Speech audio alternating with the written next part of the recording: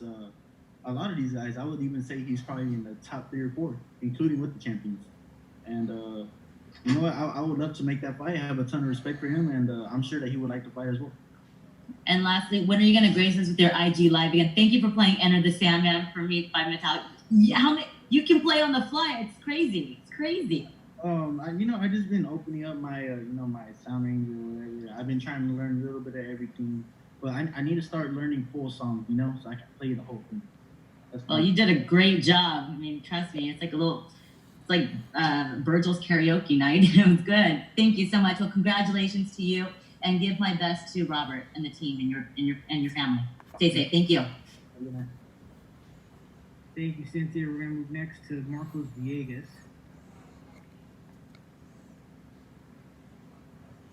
Can you hear me? Hello? No. No?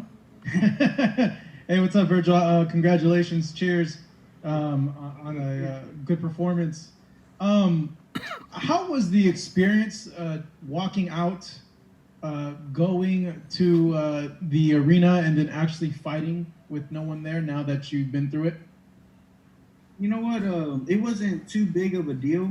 It was. I mean, it's different. Obviously, different atmosphere and all that. But honestly, go to boys like my family.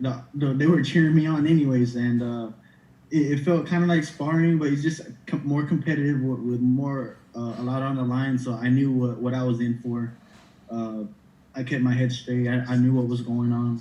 I mean, other than that, it was the same. It still felt like a fight. So there was nothing that you didn't expect that happened, or something that you were like, oh, okay, like I wasn't expecting this from this experience? No, to be honest, I didn't really. When I'm fighting, it's me and my opponent and my team, and I could hear my team a little more vividly. I could follow their instructions a little better, and I mean, other than that, yeah, it was the same pretty much. I know other fighters, even in MMA and on the other shows, have said that they are able to listen to the corner's instructions and are able to adjust, like their opponent's instructions, and able to adjust. Did you hear what they were telling him, and were you adjusting on what they were telling him to do?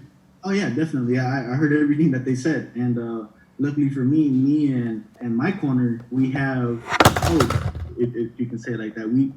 When he says one thing, it's not always what you think it means. He might even try to set you up or whatever like that. I'm kind of giving away my stuff a little bit, but that's we have our own language in the ring.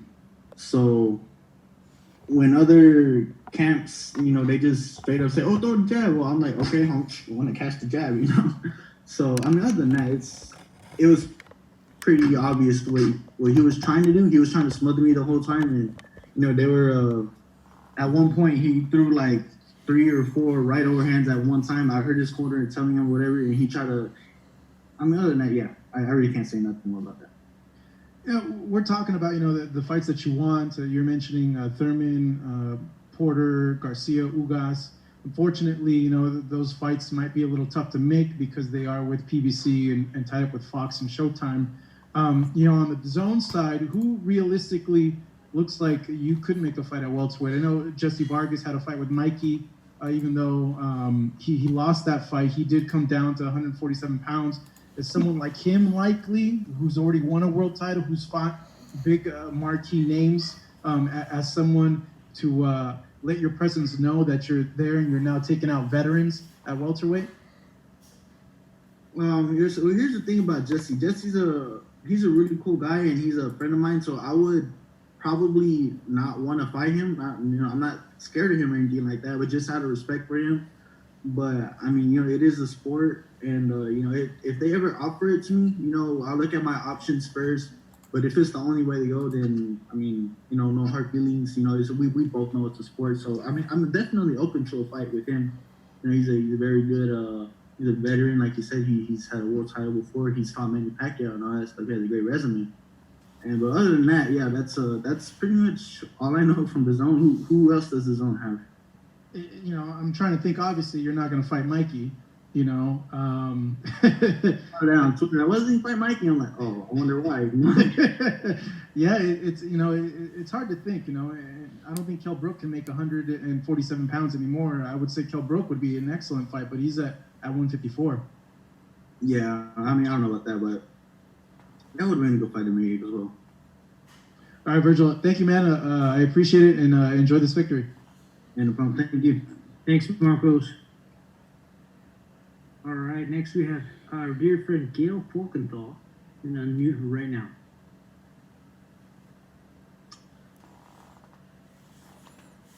We are ready, Gail.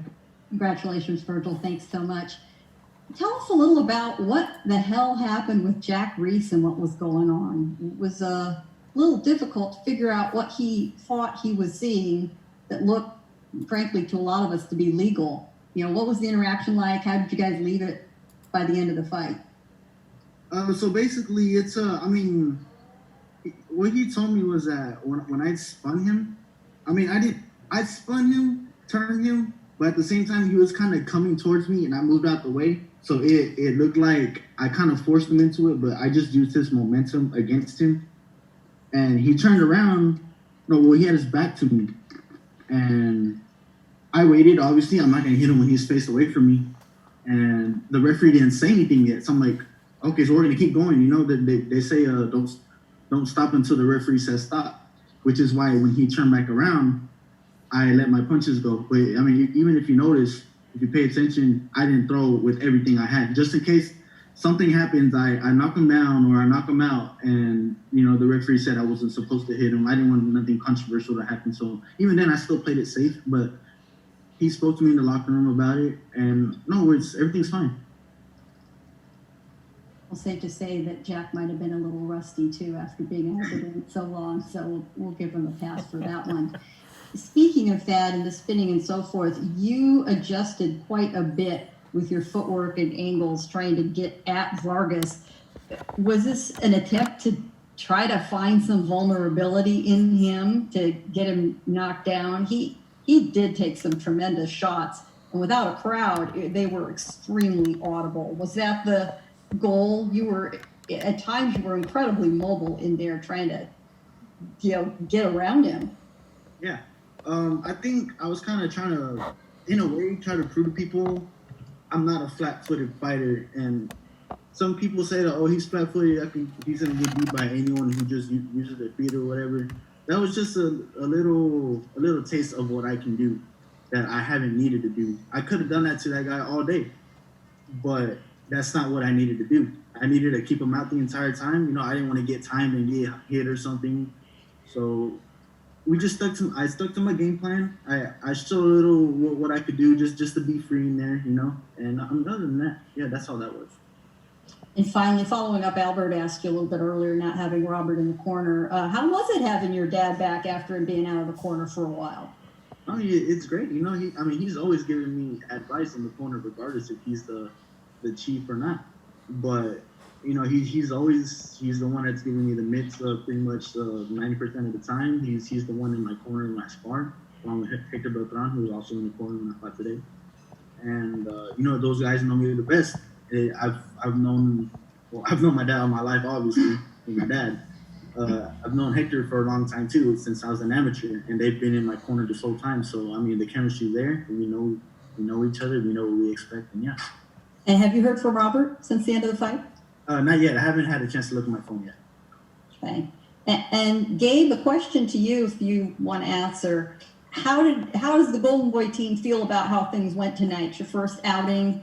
You know, I mean, things had to be very odd, not the normal routine for you guys. How do you rate tonight's card from your end? We'd like to, touch base and see how everything went out internally and do a full report with everyone on the ground who was part of it. But right now we can tell you it was a 10 out of 10 for us. It was a really good event. There was an issue, obviously, with the co-main event, but these things happen. You saw what happened with the Robert Garcia situation. We took care of it. We found a solution. So what this shows is that Golden Boy can deliver competitive, good fights as long as it's done correctly and in such a way that is safe for everyone involved. So we're very happy. on behalf of everyone at Golden Boy. I only have one complaint. Did you really have to show us Oscar getting that nasty swab up his nose? I mean, come on. As our leader, our CEO, he's got to set the example, you know? I guess, but man, I don't know that we had to see that. That was ugly. Thank you very much for. We'll look forward to seeing you back again, and thank you, Dave. Thank you very much, and we'll have our last question or our last speaker, Abraham Gonzalez, and then we'll end. Hey, Vergil, congratulations on your win again. Hey, thank you, bro. So do you think that because he was so difficult in there, that the left hook to the body wasn't available as you may have wanted to land it earlier in the fight? You know what? I kind of knew that, you know, there's certain fighters that you can just tell how their defenses are and how they carry themselves, that I wasn't really going to land it too often. I had to go to the other side. I had to go from the front. And, you know, you just got to improvise. This is what I work on in the gym. You can't just be good at one thing. You got to be able to do everything. Yeah, absolutely. Now, you're a guy that you just keep growing. It's not that you're fat. It's just that you're growing. No, seriously, like you're growing. You know, you're a muscular guy.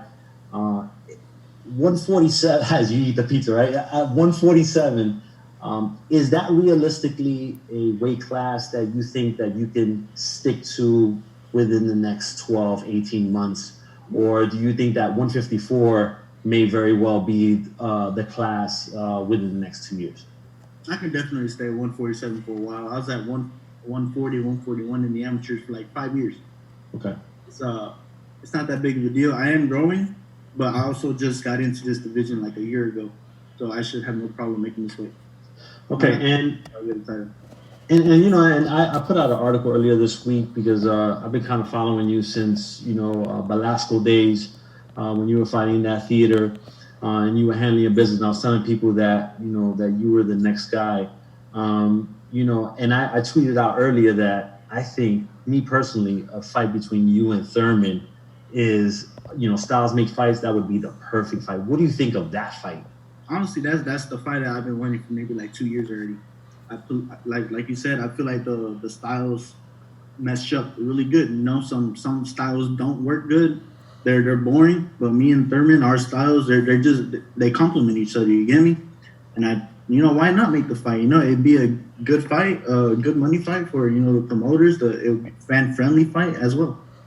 Okay, and then I just wanted to leave you. I saw Udenis Ugis tweeted out, "Good luck and success tonight for the future of sports." Vergil Ortiz. What's your reaction to a fellow 147 that could possibly be your opponent, as Marcos mentioned earlier, down the road?